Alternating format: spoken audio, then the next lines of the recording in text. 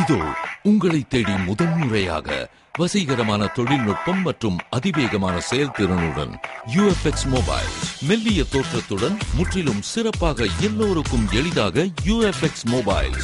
உங்கள் நவீன தலைமுறைக்கான mobile. UFX Mobiles. Make your move. For the very first time coming your way is an irresistible combination of speed, style and technology. UFX Mobiles. Exceptionally sleek, totally advanced, and now the phone that everyone can afford to touch. Your next generation mobile. UFX Mobiles. Make your move.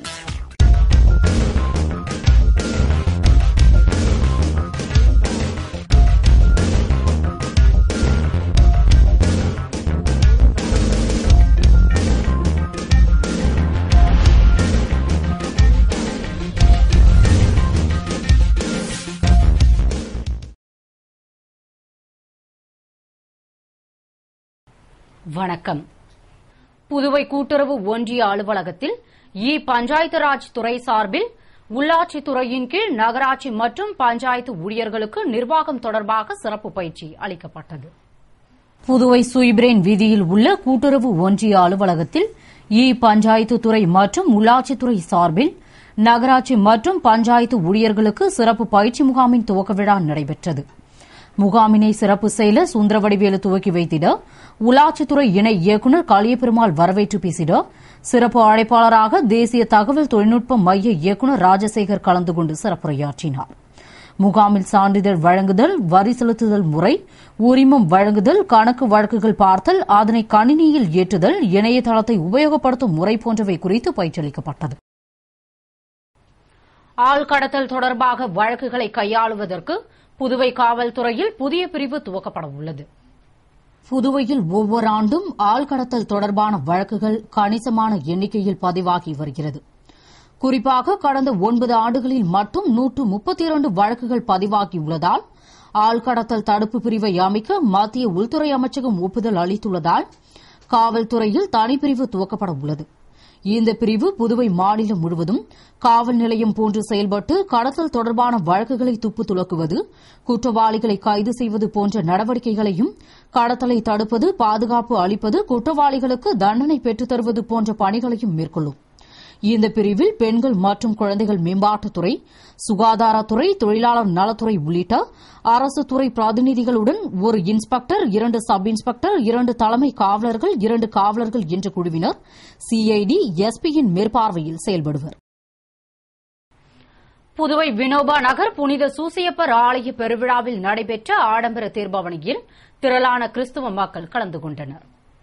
Puduvai Vinoba நகரில் உள்ள புனித சூசையப்பர் ஆலயத்தில் புனித சூசையப்பர் பெருவிழா கடந்த 22ஆம் தேதி கொடியேற்றத்துடன் துவங்கி தினமும் சிறப்பு திருப்பலியும் தேர்பவனியும் நடைபெற்று வருகிறது.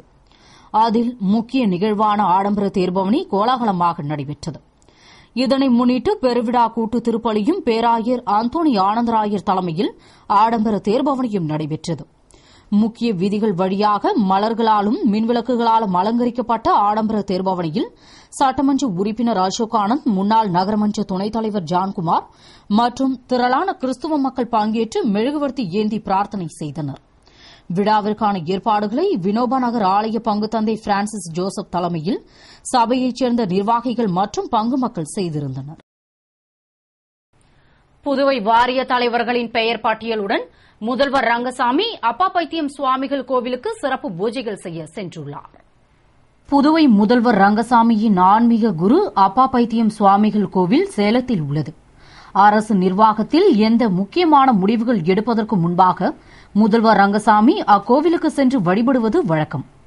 அதன்படி புதியதாக நியமிக்கப்பட உள்ள வாரிய தலைவர்களின் பெயர்கள் அடங்கிய பட்டியலை எடுத்துக் கொண்டு முதல்வர் அப்பா பைத்தியம் சுவாமிகள் கோவிலுக்கு சிறப்பு பூஜைகள் செய்ய சென்றுள்ளார். அந்த வாரிய தலைவர்கள் பட்டியலில் உழவர்கரை முன்னாள் நகரமன்ற தலைவர் ஜெயபால், வில்லியனூர் முன்னாள் கவுன்சிலர் பாலமுருகன், முத்தியால்பேட்டை வையாபுரி, மணிகண்டன் பெயர்கள் இடம்பெற்றுள்ளதாகவும், இதனிடையே பாட்கோ தலைவராக நியமிக்கப்பட்டுள்ள பிரசாந்த் குமார் பொறுப்பேற்க உள்ளதாகவும் கூறப்படுகிறது. பல்வேறு கோரிக்கைகளை வலியுறுத்தி பாசிக் ஊழியர்கள் தலைமை தபால் நிலையம் அருகே தர்ணா போராட்டத்தில் ஈடுபட்டனர். புதுவை பாசிக் ஊழியர்கள் 10 மாதமாக வழங்காமல் உள்ள சம்பளத்தை வழங்க வேண்டும், வேளாண் துறை பாசிக் நிறுவனத்திற்கு கொடுக்க வேண்டிய 45 கோடி ரூபாய் நிலுவைத் தொகையை உடனே வழங்க வேண்டும் என்பது போன்ற பல்வேறு கோரிக்கைகளை வலியுறுத்தி பல்வேறு கட்ட போராட்டங்களை நடத்தி வந்த நிலையில் தலைமை தபால் நிலையம் அருகே சங்கத் தலைவர் கோதண்டபாணி தலைமையில் தர்ணா போராட்டம் நடத்தினார்கள். போராட்டத்தில் மத்திய கூட்டமைப்பு பொதுச் செயலாளர் லட்சுமணசாமி, மதுரகவி ஆகியோர் வாழ்த்து பேசினர். திரளான ஊழியர்கள் கலந்து கொண்டு கோரிக்கைகளை வலியுறுத்தி ஆர்ப்பாட்டம் செய்தனர். மற்றும் இதே கோரிக்கைகளை வலியுறுத்தி தொடர்ந்து பல்வேறு கட்ட போராட்டங்கள் நடத்தப்போவதாக தெரிவித்தனர். கட்சி தலைமையின் அழைப்பை ஏற்று முன்னாள் முதல்வரும் எதிர்க்கட்சித் தலைவருமான வைத்திலிங்கம் டெல்லி சென்றுள்ளார். புதுவை சட்டசபை எதிர்க்கட்சித் தலைவரும் முன்னாள் முதல்வருமான வைத்திலிங்கத்திற்கு காங்கிரஸ் தலைமை அலுவலகத்தில் இருந்து அழைப்பு வந்ததால் அந்த அழைப்பை ஏற்று அவசரமாக டெல்லி புறப்பட்டு சென்றார். அங்கு காங்கிரஸ் தலைவி சோனியா காந்தி புதுவை காங்கிரஸ் பொறுப்பை கவனிக்கும் தலைவர்களை சந்தித்து பேச திட்டமிட்டுள்ளார். அதேபோன்று முதல்வர்கள் மாநாட்டில் பங்கேற்க டெல்லி செல்ல உள்ள முதல்வர் ரங்கசாமியும் காங்கிரஸ் தலைவி சோனியா காந்தியை சந்திக்க திட்டமிட்டுள்ளார். இந்நிலையில் முதல்வருக்கு முன்பாகவே எதிர்க்கட்சித் தலைவர் வைத்திலிங்கம் டெல்லி சென்று முகாமிட்டுள்ளது அரசியலில் பெரும் பரபரப்பை ஏற்படுத்தியுள்ளது. பிரான்ஸ் நாட்டு சிவன் கோவிலில் நடைபெற்ற சித்திரை திருவிழாவில் கதிர்காமம் வட்டார காங்கிரஸ் தலைவர் ஏகேடி ஆறுமுகம் கலந்து கொண்டு சாமி தரிசனம் செய்தார். பிரான்ஸ் நாட்டு சவிஞ்சினி லே தாம்பில் என்ற நகரில் எழுந்தருளியுள்ள சிவன் கோவிலில் சித்திரை திருவிழா கோலாகலமாக நடைபெற்றது. விழாவினை முன்னிட்டு நடைபெற்ற சிறப்பு பூஜைகள் மற்றும் வழிபாட்டில் சிறப்பு விருந்தினராக புதுவை கதிர்காமம் வட்டார காங்கிரஸ் தலைவரும் இந்திரா நகர் தொகுதி பொறுப்பாளருமான திரு ஏகேடி ஆறுமுகம் கலந்து கொண்டு சாமி தரிசனம் செய்தார். அவரை பிரான்ஸ் சிவன் கோவில் தலைவர் சுகுமாரன் முருகையன், எம்ஜிஆர் பேரவைத் தலைவர் முருகு பத்மநாபன், திருவள்ளுவர் கலைக்கூட தலைவர் அண்ணாமலை பாஸ்கர், சவிஞ்சினி லே தாம்ப்ளே நகரமன்ற உறுப்பினர் ஏர்வே கிடேவோமா, தமிழ் சமூக நலத்தொண்டர் நடராஜன், ரமேஷ் உள்ளிட்டோர் பொன்னாடை அணிவித்து உற்சாகமாக வரவேற்றனர். மற்றும் விழாவில் கலந்து கொண்ட பிரான்ஸ் வாழ் தமிழ் மக்கள் மகிழ்வுடன் சிறப்பாக வரவேற்றனர். மக்களை வாட்டி வதைக்கும் அக்னி நட்சத்திரம் வரும் 4ஆம் தேதி துவங்கவுள்ள நிலையில் கோடை மழை பெய்து அக்னியின் உஷ்ணத்தை குறைக்குமா என்று பொதுமக்கள் ஆர்வத்துடன் எதிர்பார்த்து காத்திருக்கின்றனர். புதுவையில் கோடை காலம் துவங்கி வெயில் சுட்டரித்து தாக்கிக் கொண்டிருக்கும் நிலையில் கோடையின் உச்சமான அக்னி நட்சத்திரம் வரும் 4ஆம் தேதி துவங்க உள்ளது. இக்காலத்தில் கத்தரி வெயில் மக்களை வாட்டி வதைப்பது வழக்கம். அதுபோன்று இந்த ஆண்டும் கோடை வெயில் தாக்கும் என மக்கள் அச்சமுற்றியிருந்த வேளையில் பல்வேறு மாவட்டங்களில் மழை பெய்து வெப்பத்தின் தாக்கம் குறைந்துள்ளது. அதுபோன்று புதுவையில் கோடை மழை பெய்து அக்னியின் உஷ்ணத்தை குறைக்குமா என்று பொதுமக்கள் ஆவலோடு காத்திருக்கின்றனர். மேலும் வரும் 28ஆம் தேதி வரை இருக்கும் அக்னி நட்சத்திரத்தின் தாக்கம் எப்படி இருக்குமோ என்று அச்சத்தில் உள்ள நிலையில் தற்போதே வெயிலின் தாக்கம் அதிகமாக உள்ளது என்பது குறிப்பிடத்தக்கது. புதுவை முன்மழலையர் பராமரிப்பு மற்றும் கல்வி பயிற்சி மாணவர்கள் தேர்விற்கு அனுமதி சீட்டு வழங்காததால் கல்வித்துறை அலுவலகத்தை முற்றுகையிட்டு போராட்டத்தில் ஈடுபட்டனர். புதுவை கல்வித்துறையின் கீழ் இயங்கும் ஆசிரியர் பயிற்சி பள்ளியில் 2011-2012 கல்வியாண்டில் 93 மாணவிகள் சேர்ந்து பயிற்சி முடித்துள்ள நிலையில் வரும் 7ஆம் தேதி துவங்க உள்ள தேர்விற்கு தேர்வு எழுத அனுமதி சீட்டு வழங்குவதில் சிக்கல் ஏற்பட்டுள்ளதால் தேர்வு எழுத நடவடிக்கை எடுக்க கோரி பெற்றோர்கள், ஆசிரியர்கள் மற்றும் மாணவர் நலச்சங்க தலைவர் நாராயணசாமி, மக்கள் விழிப்புணர்வு இயக்க பொதுச் செயலாளர் சரவணன் தலைமையில் கல்வித்துறை அலுவலகத்தை முற்றுகையிட்டு போராட்டத்தில் ஈடுபட்டனர். போராட்டத்தில் தாங்கள் செலுத்திய தேர்வு கட்டணத்தை கல்வித்துறை தாமதமாக செலுத்தியதால் தேர்வு எழுத முடியாத நிலை ஏற்பட்டுள்ளதாகவும், எனவே இதற்கு உடனடி நடவடிக்கை எடுக்க வேண்டும் என்றும் வலியுறுத்தி ஆர்ப்பாட்டம் செய்தனர். புதுவை ஜீவானந்தம் அரசு மேல்நிலைப் பள்ளியில் நாட்டு நலப்பணி திட்டம் சார்பில் நடைபெற்ற சிறப்பு முகாமின் நிறைவில் மாணவர்களுக்கு திருக்குறள் புத்தகங்கள் வழங்கப்பட்டன. புதுவை காராமணிக்குப்பத்தில் உள்ள ஜீவானந்தம் அரசு மேல்நிலைப் பள்ளியில் நாட்டு நலப்பணி திட்டம் சார்பில் சிறப்பு முகாம் நடத்தப்பட்டு அதற்கான நிறைவு விழா பள்ளி துணை முதல்வர் வெங்கடகிருஷ்ணன் தலைமையில் நடைபெற்றது. ஆசிரியர் அஞ்சான் வரவேற்புரையுடன் துவங்கிய விழாவில் சமூக சேவகர் பாஸ்கர், அரியங்குப்பம் தனியார் பள்ளி தலைமை ஆசிரியர் கமலக்கண்ணன், திட்ட மாநில ஒருங்கிணைப்பாளர் திமுத் ஆகியோர் வாழ்த்துரை வழங்கினர். நிறைவாக நாட்டு நலப்பணி திட்ட தன்னார்வலர் ஜெயசீலன் முகாமில் மாணவர்களுடனான அனுபவத்தையும் வாழ்க்கையில் அவர்களுக்கு ஏற்பட்ட திருப்புமுனை பற்றியும் மனம் நெகிழ்ந்து கூறினார். தொடர்ந்து மாணவர்களுக்கு திருக்குறள் புத்தகமும் மதிய உணவும் வழங்கிய விழாவின் முடிவில் திட்ட அலுவலர் நன்றி கூறி மாணவர்களுக்கு நினைவு பரிசினை வழங்கினார். புதுவை சஞ்சீவி நகர் செங்கழநீர் அம்மன் கோவில் செடல் திருவிழாவில் பக்தர்கள் செடல் தரித்து வாகனங்களை இழுத்து நிறுத்தி கடன் செலுத்தினர். இதில் சட்டமன்ற உறுப்பினர் கல்யாண சுந்தரம் கலந்து கொண்டு சாமி தரிசனம் செய்தார்.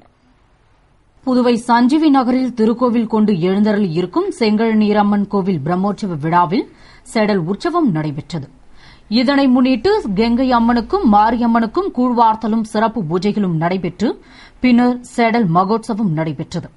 இதில் திரளான பக்தர்கள் நோன்பிருந்து அலகு குத்தி கார், வேன் போன்ற வாகனங்களை இழுத்தும், பெண் பக்தர்கள் சிறிய அலகு குத்தி செடல் தரித்தும் தங்களது நேர்த்திக் கடனை நிறைவேற்றினர்.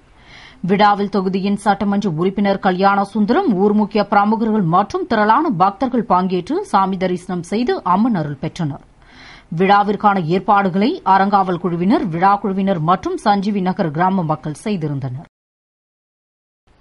புதுவை காலாப்பட்டு பல்கலைக்கழக வளாகத்தில் தேசிய அறிவியல் தின பரிசளிப்பு விழா நடைபெற்றது. புதுவை காலாப்பட்டில் உள்ள பல்கலைக்கழக சமுதாய வானொலி நிலையம் புதுவை வாணி சார்பில் பல்கலைக்கழக வளாகத்தில் தேசிய அறிவியல் தின பரிசளிப்பு விழா வாணி நிகழ்ச்சி தயாரிப்பாளர் சலிமா ராபியத் வரவேற்புரையுடன் துவங்கியது. விழாவிற்கு பல்கலைக்கழக இயக்குநர் பேராசிரியர் ராமதாஸ் தலைமை தாங்கி பேசுகையில், ஆசிரியர்கள் தங்களது பங்களிப்பை சிறந்த முறையில் செய்வதன் மூலம் சிறந்த சமுதாயத்தை உருவாக்க முடியும் என்றும், சிறந்த அறிவார்ந்த சமுதாயம் உருவாக ஆசிரியர்களும் மாணவர்களும் பல்கலைக்கழகத்தோடு இணைந்து பணியாற்ற வேண்டும் என்று பேசினார். தொடர்ந்து பள்ளிக்கல்வித்துறை இயக்குநர் வல்லவன், அறிவியல் தொழில்நுட்ப சுற்றுச்சூழல் துறை இயக்குநர் துவாரகநாத் வாழ்த்துரை வழங்கிய விழாவில் வாணி சமுதாய வானொலி இணையதளம் துவங்கப்பட்டது. நிறைவில் வானொலி நிலைய பொறியாளர் மணி நன்றி கூறினார். புதுவை ஆதிதிராவிடர் நலத்துறையின் கீழ் நாவர்குளம் முதன்மை சாலையை மேம்படுத்தும் பணியினை சட்டமன்ற உறுப்பினர் கல்யாண சுந்தரம் பூமி பூஜையுடன் துவக்கி வைத்தார். புதுவை நாவர்குளம் முதன்மை சாலையை விமானதள சாலையில் இருந்து மாநில எல்லை வரை மேம்படுத்த உழவர்கரை நகராட்சி மூலம் 48 லட்சம் ரூபாய் மதிப்பீட்டில் ஆதிதிராவிடர் நலத்துறையின் கீழ் திட்டமிடப்பட்டு அதற்கான பூமி பூஜை விழா நடைபெற்றது. விழாவில் தொகுதியின் சட்டமன்ற உறுப்பினர் கல்யாண சுந்தரம் சிறப்பு அழைப்பாளராக கலந்து கொண்டு பூமி பூஜையுடன் பணியினை துவக்கி வைத்தார். விழாவில் உழவர்கரை நகராட்சி ஆணையர் நாகராஜன், பொறியாளர்கள், ஊர் முக்கிய பிரமுகர்கள் மற்றும் என்ஆர் காங்கிரஸ் பிரமுகர்கள் பலர் கலந்து கொண்டனர். பல்வேறு தகராறுகள் காரணமாக காதலியை அடித்து கொலை செய்த காதலன் ஒதியஞ்சாலை காவல் நிலையத்தில் சரணடைந்தார். விழுப்புரம் மாவட்டத்தைச் சேர்ந்த ராஜ்கமல் என்ற பொறியியல் பட்டதாரி கதிர்காமம் அரசு மருத்துவக் கல்லூரியில் கட்டுமான பணி கண்காணிப்பாளராக பணிபுரிந்து வந்த நிலையில் மீனாட்சிப்பேட்டையில் வாடகை வீட்டில் தங்கியிருந்தார். அப்போது அதே பகுதியைச் சேர்ந்த சிந்துஜா என்ற பெண்ணை காதலித்தார். இந்த செய்தி சிந்துஜாவின் வீட்டிற்கு தெரியவந்தபோது அவர்கள் ராஜ்கமலை கண்டித்ததால் இந்த பிரச்சினை கோரிமேடு காவல் நிலையம் வரை சென்று போலீசார் சமாதானம் செய்து வைத்தனர். இத்தகைய சூழலில் ராஜ்கமல் தனது காதலி சிந்துஜாவை அடித்து கொலை செய்ததாக கூறி ஒதியஞ்சாவளி காவல் நிலையத்தில் சரணடைந்தார். இதனால் அதிர்ச்சியடைந்த போலீசார் அவனிடம் நடத்திய விசாரணையில் சிந்துஜாவிற்கும் தனக்கும் ஏற்பட்ட பிரச்சினையில் தன்னை சந்திக்க தாவரவியல் பூங்காவிற்கு வந்தபோது தகராறு ஏற்பட்டு ஆத்திரமடைந்த நான் அங்கு கிடந்த மரக்கட்டையால் சிந்துஜாவின் தலையில் அடித்துக் கொன்றதாக கூறினார். உடனே சம்பவ இடத்திற்கு சென்று போலீசார் உடலை கைப்பற்றி மருத்துவமனைக்கு அனுப்பிவிட்டு ராஜ்கமலை கைது செய்து சிந்துஜாவின் உறவினர்களுக்கு தகவல் தெரிவித்தனர். வேறு நபருடன் பழகியதோடு அடிக்கடி பணம் கேட்டதால் காதலியை கொலை செய்தேன் என்று கைது செய்யப்பட்ட கொலை குற்றவாளி போலீசாரிடம் பரபரப்பு வாக்குமூலம் அளித்துள்ளார். புதுவை மீனாட்சிப்பேட்டையைச் சேர்ந்த சிந்துஜா என்பவரை கொலை செய்த ராஜ்கமல் என்ற பொறியாளர் காவல் நிலையத்தில் சரணடைந்ததை அடுத்து சிந்துஜாவின் உறவினர்கள் ஏற்கனவே இவர்கள் பிரச்சினை தொடர்பாக காவல் நிலையத்தில் புகார் அளித்தும் நடவடிக்கை எடுக்காததால் உயிர் பறிபோனதாக ஒதியஞ்சாலை காவல் நிலையத்தை முற்றுகையிட்டு போராட்டம் செய்தனர். அவர்களை சமாதானப்படுத்தி பிரேத பரிசோதனைக்கு பின் சிந்துஜா உடலை உறவினர்களிடம் போலீசார் ஒப்படைத்த பின் ராஜ்கமலை கைது செய்து நடத்திய விசாரணையில் சிந்துஜாவும் தானும் உயிருக்குயிராக பழகி வந்த நிலையில் அவள் கேட்டபோதெல்லாம் பணம் கொடுத்ததாகவும் அதனை திருப்பி கேட்டபோது தான் அவரிடம் பணம் கேட்டு தொந்தரவு செய்ததாக புகார் கொடுத்ததால் போலீசார் தங்களை விசாரித்து உண்மையறிந்து சிந்துஜா தரப்பில் பணத்தை திருப்பித் தருவதாக உறுதிமொழி கடிதம் கொடுத்ததாகவும், இதனிடையே வேறு ஒரு நபருடன் பழகியதோடு என்னிடம் மீண்டும் பணம் கேட்டதால் தங்களுக்குள் தகராறு ஏற்பட்டு தடியால் அடித்துக் கொன்றதாகவும் கூறினார். பின்னர் குற்றவாளியை போலீசார் சிறையில் அடைத்தனர். புதுவை காலாப்பட்டில் காதலன் ஏமாற்றியதாக கூறி தர்ணா போராட்டம் செய்த பெண்ணிற்கு ஊர் பஞ்சாயத்தார்கள் காதலனுடன் திருமணம் செய்து வைத்தனர். புதுவை காலாப்பட்டில் தன்னை திருமணம் செய்து கொள்வதாக கூறி காதலித்து வந்த காதலன் ஏமாற்றிவிட்டதாக பொதுமக்கள் மற்றும் பெற்றோருடன் போராட்டத்தில் ஈடுபட்ட பெண்ணை போலீசார் பேச்சுவார்த்தை நடத்தி சமாதானம் செய்தும் திருமணம் செய்து கொள்ள காதலன் உறுதியளிக்கும் வரை போராட்டம் தொடரும் என கூறி தொடர்ந்து போராட்டத்தில் ஈடுபட்டதால் வேறு வழியின்றி காதலனின் உறவினர் திருமணம் செய்து வைப்பதாக உறுதியளித்ததை அடுத்து போராட்டத்தை இளம்பெண் திரும்பப் பெற்றுக் கொண்டார். தொடர்ந்து அப்பெண்ணுக்கும் காதலனுக்கும் ஊர் பஞ்சாயத்தார்கள் மற்றும் பொதுமக்கள் திருமணம் செய்து வைக்க முடிவு செய்து அதன்படி புத்துப்பட்டு அய்யனார் கோவிலில் திருமணம் செய்து வைத்தனர். திருமண விழாவில் காலாப்பட்டு, பெரிய காலாப்பட்டு, பிள்ளையார்குப்பம் போன்ற பல்வேறு கிராம பஞ்சாயத்தார்கள் ஊர் பொதுமக்கள் பங்கேற்று வாழ்த்து தெரிவித்தனர். இத்துடன் செய்திகள் நிறைவடைகின்றன. வணக்கம்.